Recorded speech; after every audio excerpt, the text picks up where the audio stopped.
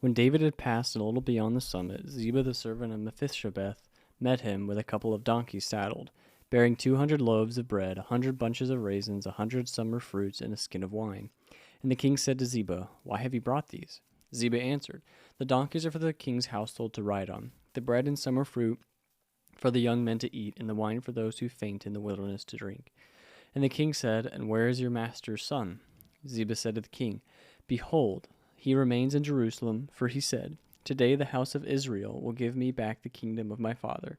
Then the king said to Ziba, "Behold, all that belonged to Mephibosheth is now yours." And Ziba said, "I pay homage. Let me ever find favor in your sight, my lord the king."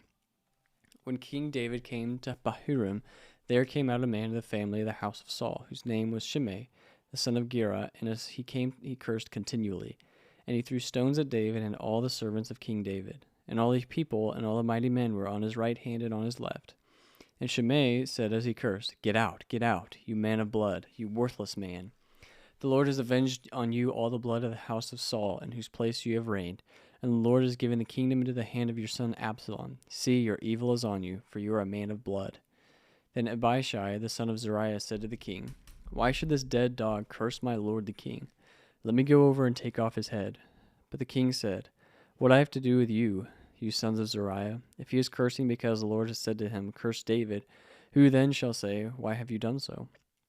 And David said to Abishai and to all his servants, "Behold, my own son seeks my life. How much more now may this Benjamite? Leave him alone and let him curse, for the Lord has told him to. It may be that the Lord will look on the wrong done to me, and that the Lord will repay me with good for his cursing today."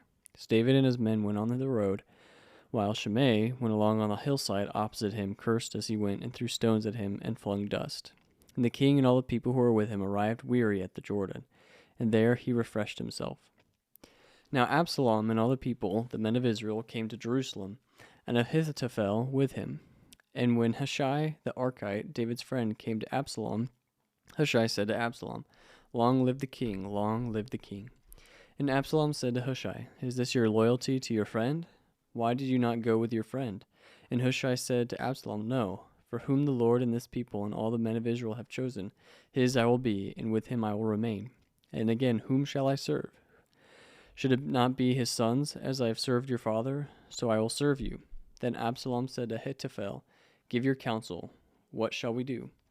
Ahithophel said to Absalom, "Go into your father's concubines, whom he has left to keep the house, and all Israel will hear that you have made yourself a stench to your father, and the hands of all who are with you will be strengthened."